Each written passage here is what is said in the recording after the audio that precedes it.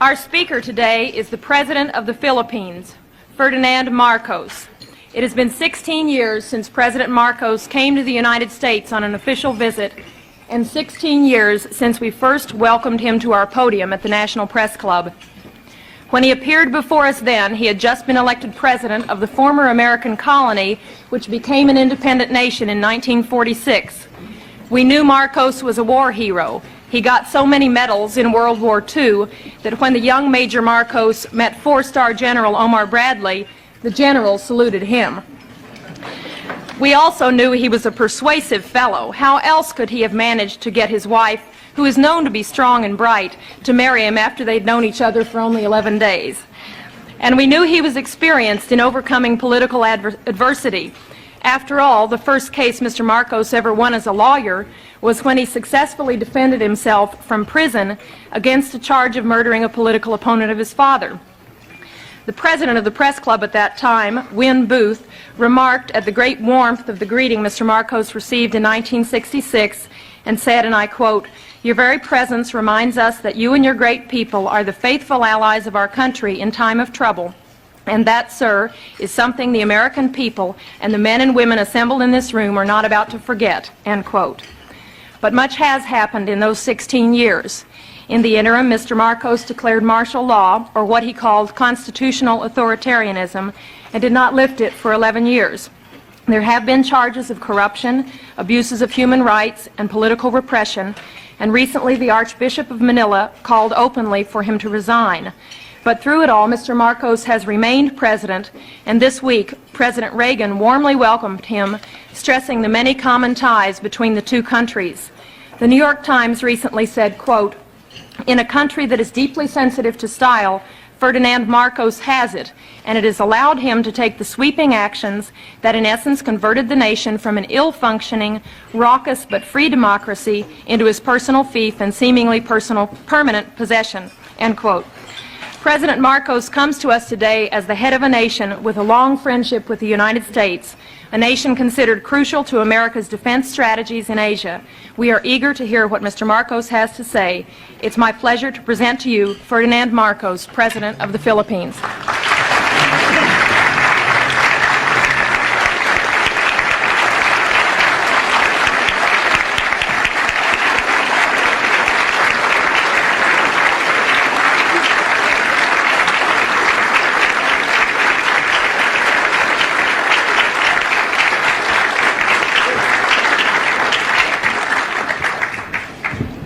Thank you very much, Madam President. Distinguished guests, my friends. It certainly is gratifying that in the course of my present visit to the United States, I should once again be accorded the opportunity to meet with the people who understand me or misunderstand me most. I'd like to thank all of you. I remember that our relationship, the relationship between the two countries can be opened up at one of 2 points by the historian or the curious investigator into world events. One, the military, which was Admiral or then Commodore Dewey, sinking the Spanish fleet under Montojo on May 1st, 1898 in Manila Bay, and with the help of the Filipino revolutionaries under General or President Emilio Aguinaldo, who then proclaimed the first Philippine Republic. Incidentally, President Emilio Aguinaldo was the grandfather of Prime Minister Cesar Virata, who is here. My grandfather only commanded the revolutionary forces. We have changed places since then.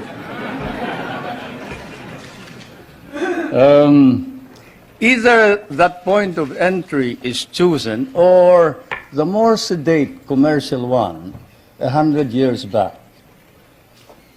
1796, the brig Astrea, sailing out of Salem, Massachusetts, towards Lisbon, and then to Manila, selling her wares there for 5 months, carrying that amateur and self-taught mathematician and navigator, Nathaniel Blow-Ditz, whom you must have heard, who later, in 1806, authored The Practical American Navigator, for he had discovered the simple way of determining longitude through the long voyage across the Pacific. The American government bought the rights after 2 editions, and it has become standard text for all those who study salesmanship from Kings Point to Annapolis. Either way, it has been dramatic and historic, and it was always to be so. There was always extreme on both sides, enmity, if not enmity, extreme friendship, a relationship of love, hate, and this is my fate and destiny. I thank you all for this privilege and this honor. It may be said that an official journal like mine ought always to visit with this press association, for, as someone once observed correctly, the American press is, of course, the 4th branch of government in this country. And then also it is well to remember that the so-called solicitude with which Americans regard developments in the Philippines is perhaps now more pronounced than in the devoted reportage by the American press on our country. This keen of the American interest of the American press notwithstanding, there is, I fear, some confusion in this country of what is happening in the Philippines today.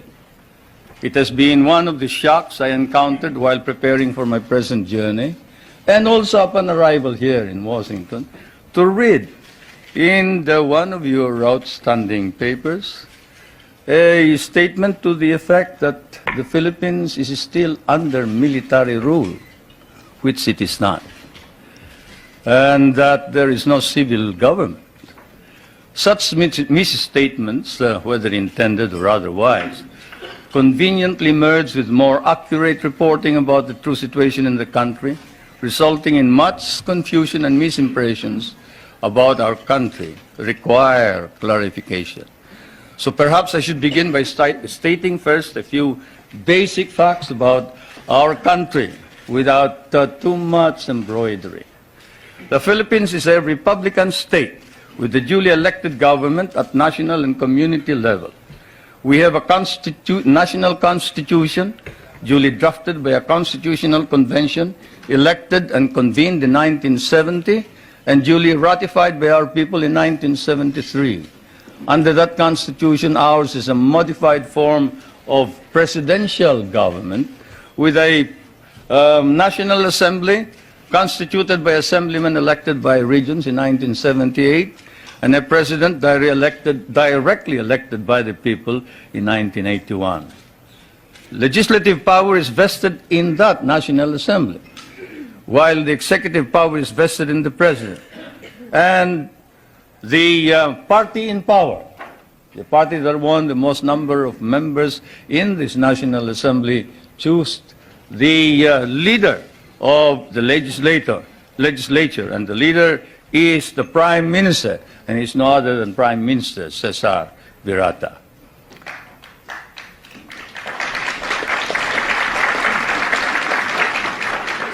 We have an independent judiciary which is under the full supervision of a Supreme Court.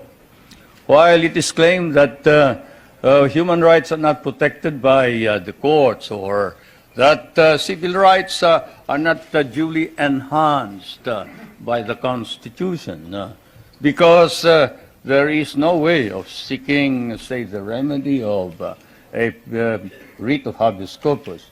The truth of the matter is anyone can petition for a writ of habeas corpus in the Philippines. In fact, all those who have been apprehended as having brought in hundreds and hundreds of firearms bought from the PLO and other sources, and who have bragged openly in the television when they are caught that they were the leaders of these rebel groups, and who later changed their tone on the advice of their lawyers, went to the Supreme Court and were able to obtain an order from the Supreme Court for the Philippine government to bring the bodies of these people to before the Supreme Court, which we did. There is not a single man who has filed a petition for a writ of habeas corpus who has not been able to compel the government to bring the body of all those petitioners to the Supreme Court. In fact, the Supreme Court ordered an investigation on the allegations of torture, and the results were negative.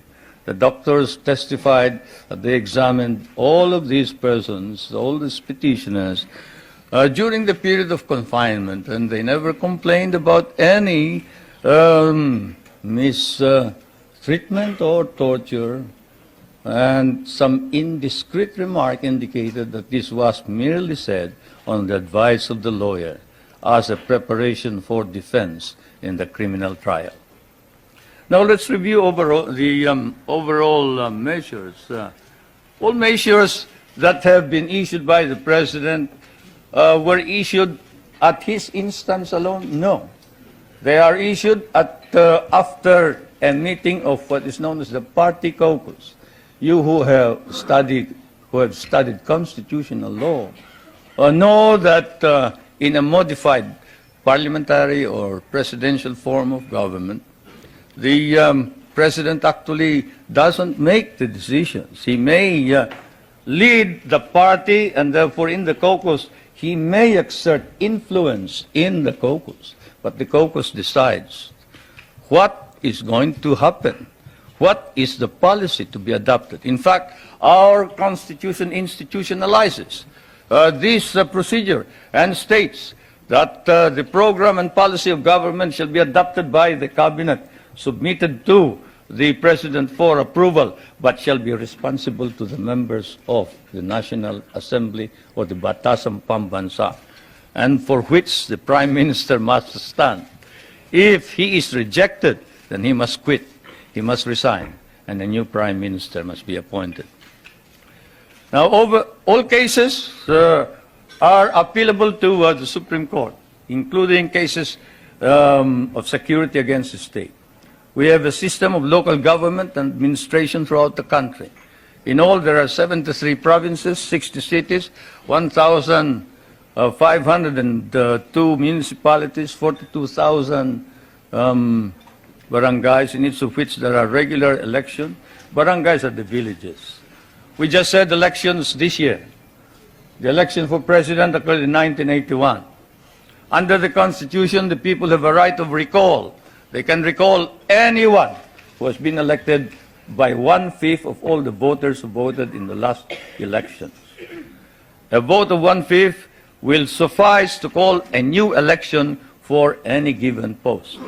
Our Constitution likewise provides for a Bill of Rights, which guarantees protection of the political and civil rights of all individuals, regardless of color or creed. Incidentally, that statement allegedly made by Cardinal Sin has been denied by Cardinal Sin. I was surprised that you haven't heard about it. This just goes to prove that there is some time lag when you move towards the West.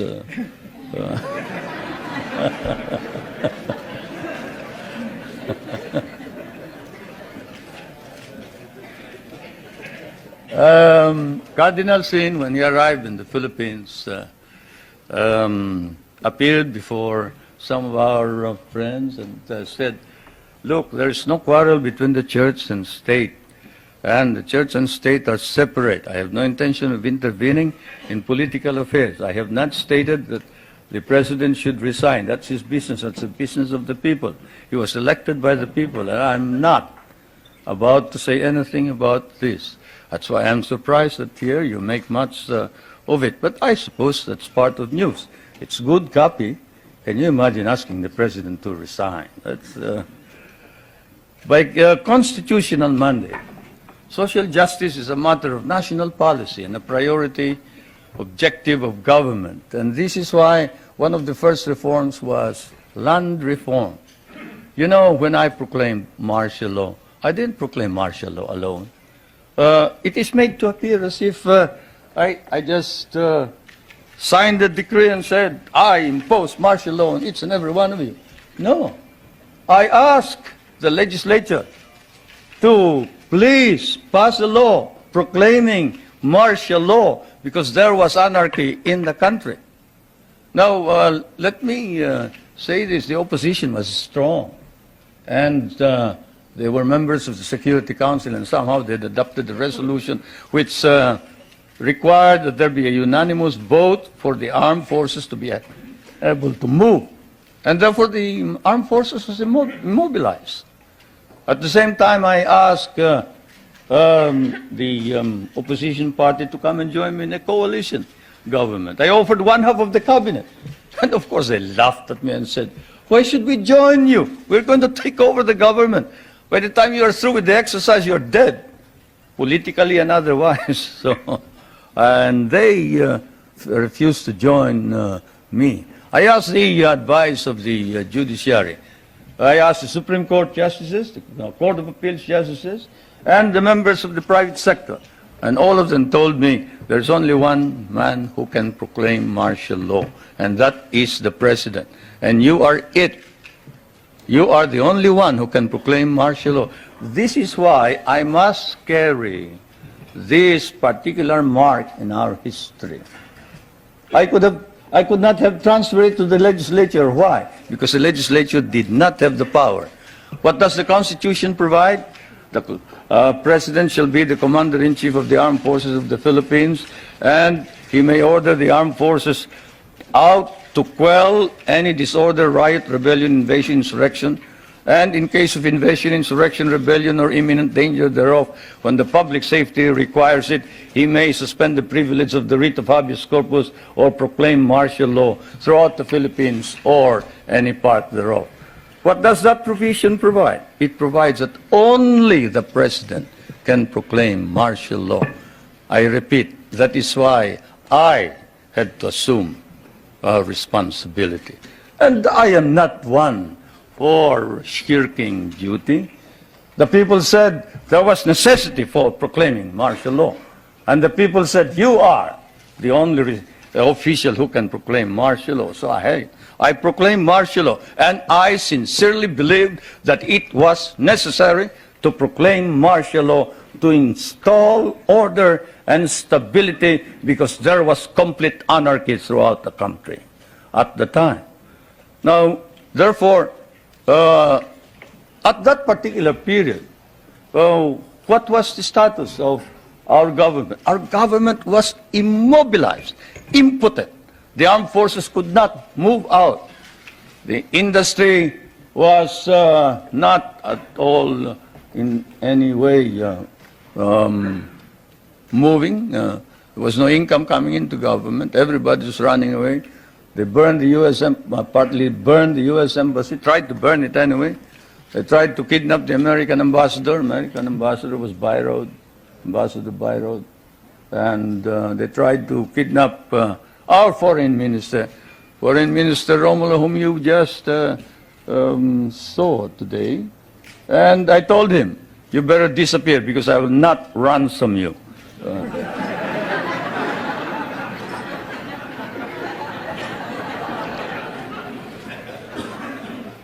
But whatever it is, they burned the Manila International Airport, they bombed the Supreme Court, they bombed the Constitutional Convention, they bombed the City Hall, they burned part of Malacañang Palace, they attempted to kidnap my children, they attempted to kill the President 8 times. There was, of course, an attempted assassination against the First Lady. You all know about that. And this required that I immediately act on it, and so I did.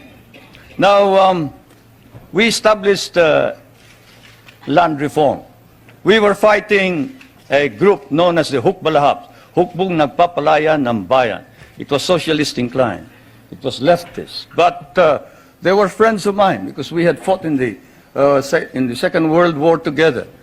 And so I approached them and I said, look, I'm going to establish land reform. If you're fighting for land reform against the feudalistic agrarian system, then you must join me. And they did. I want to introduce to you the leader of that rebellion, who is now present and is a part of the government, Mr. Luis Taruk.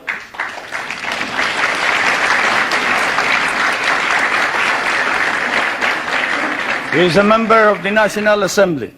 The one reason why he ran to the hills, according to him, was he was elected as a member of the old legislature and he was not recognized as such. He and the others.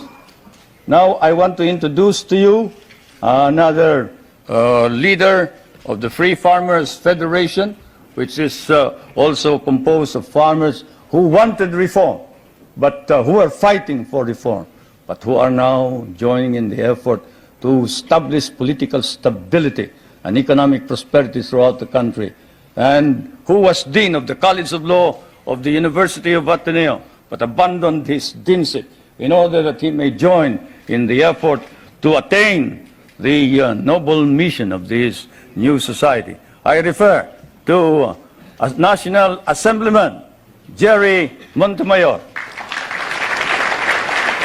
President of the Federation of Free Farmers of the Philippines.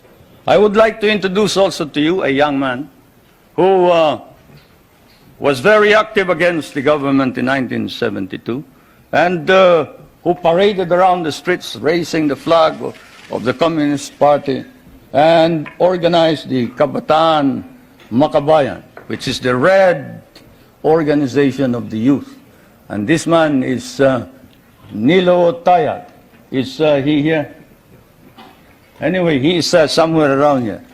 But they have all joined, all these activists, to prove to you that all these stories about our being oppressive against our enemies and our friends, they've all joined the government to help reform and drive out all the corrupt people in the government.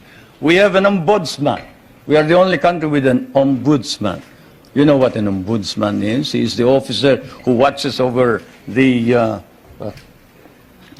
corrupt officials of government, and this man has charged more than 1,000 officers and employees and sent most of them to jail. Is Justice Pamaran here? He must be somewhere around. Where's Justice Pamaran? There he is. There's the ombudsman.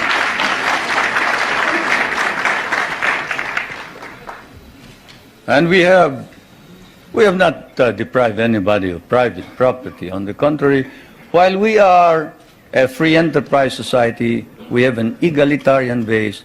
We recognize private property, encourage private initiative. And our Constitution explicitly recognizes the importance of developing the national economy and protecting the patrimony of the nation.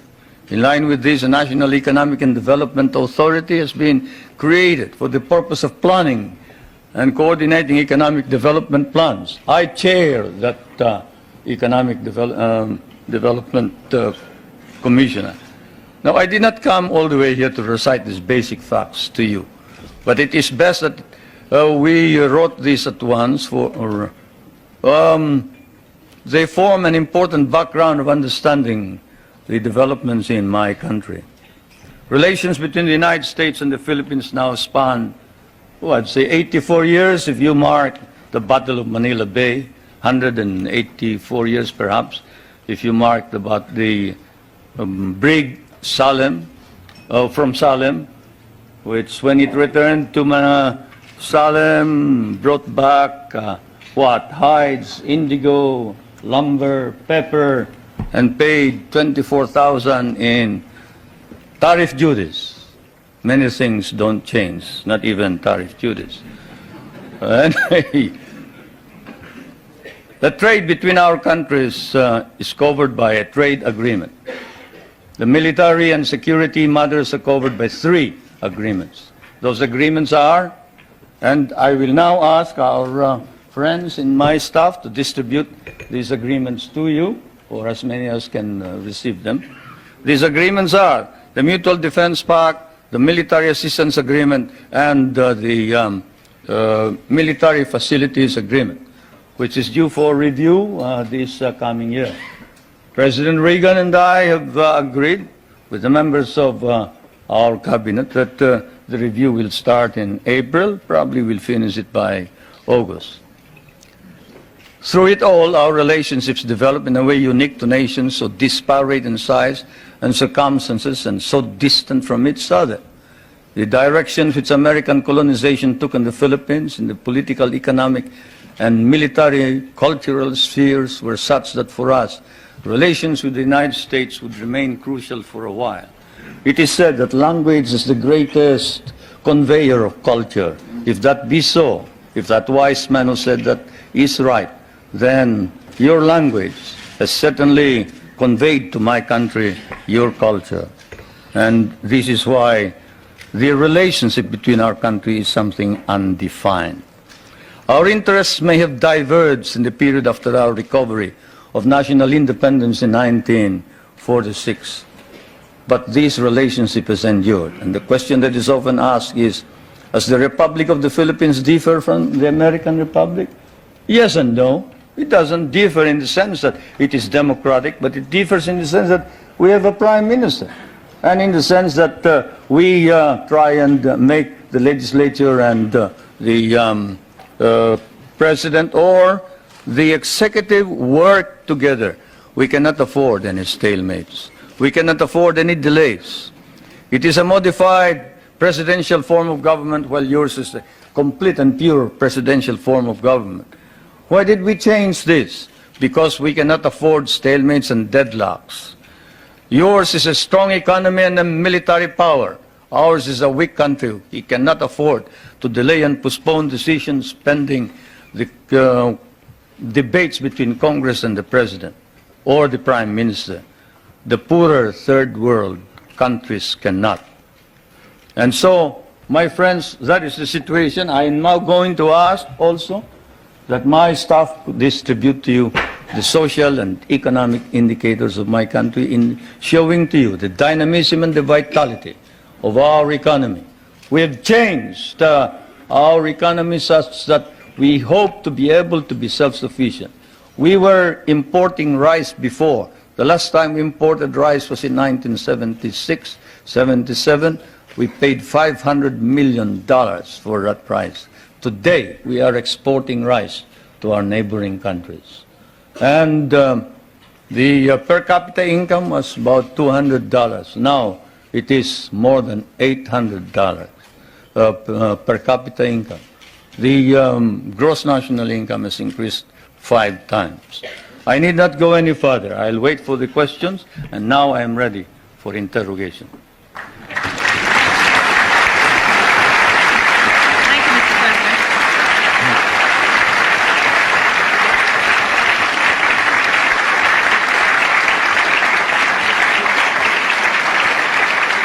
Thank you, Mr. President. Thank you, Mr. President. Please give us details on your meeting with President Reagan. Did you seek any firm commitments? Did you get them? Well, a firm commitment as to when we are going to review the basis, yes.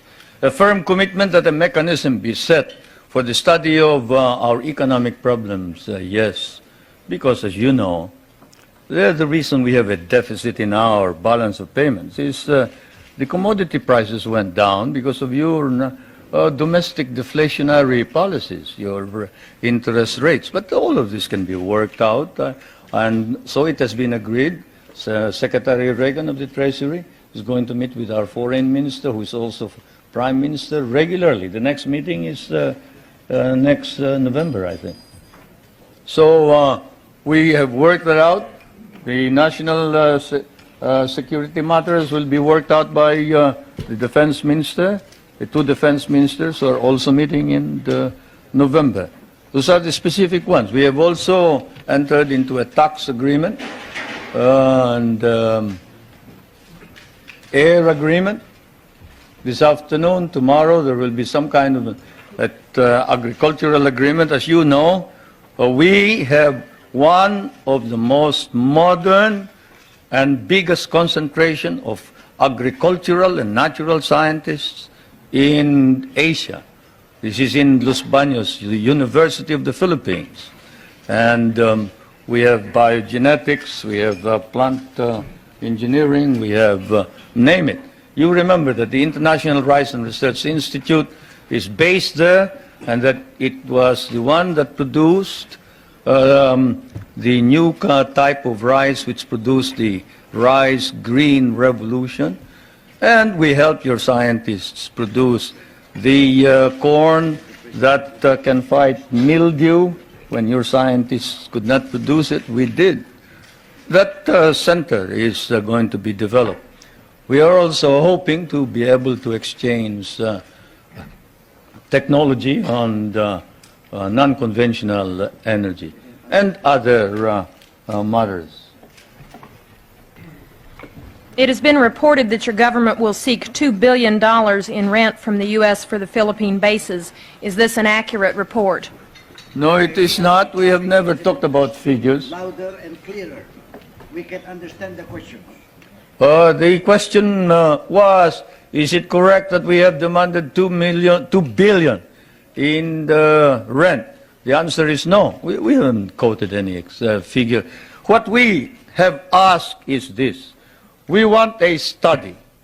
What is it that is necessary in order that we can perform our job?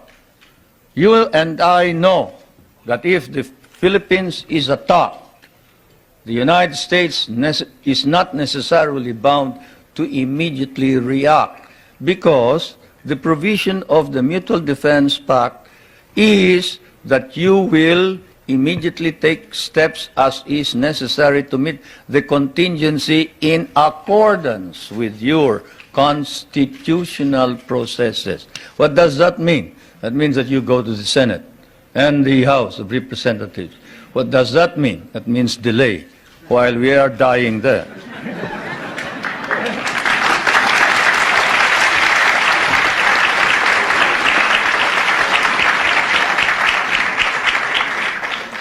Most of our allies in Europe, concerned about resisting communism, give the U.S. free bases and even share the cost. Why shouldn't we expect the same kind of cooperation from the Philippines instead of demands for more rent? Well, for one thing, you haven't exactly paid for what we lost in the last war. If we must make an accounting, 75% of our cities were devastated in the last war. We lost 1 million men. Shall I quote you the statements of Roosevelt and MacArthur that every Carabao will be paid for? Shall I tell you that the veterans who were inducted into the USAF, the United States Armed Forces of the Philippines, of the Far East, your armed forces, were paid only 1/2 the salary of your soldiers? Shall I tell you that we almost turned communists because you refused to recognize us? Shall I tell you that I had a difficult time stopping my guerrillas, 25,000 of them from joining the communists, because precisely you sort of forgot that we had done the fighting for you, you know, and we were parts of your armed forces. But in fairness to the American Congress, when we came here and we called attention to the fact that we had been abandoned and forgotten, they themselves, in outrage, immediately passed a law recognizing the services of the Filipino and reinstating them as parts of the United States Armed Forces in the Far East, including back pay and benefits. That, Madam President, is the answer, in addition to the fact that those people that you are talking about have been making money at the expense of the United States for quite a long time, while we have not.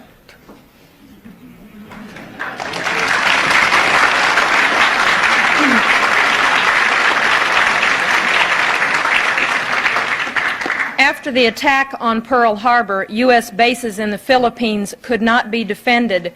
Why should we expect that in another war these bases would be more reliable? That's one of the questions that I wanted to find out.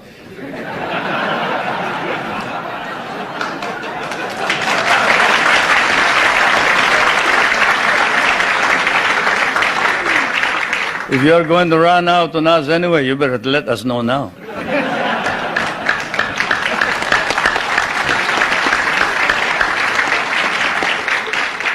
Is it true President Reagan has not raised with you any concern about repression and human rights? Well, he sort of spoke of the fact that we have all this constitutional provision. But we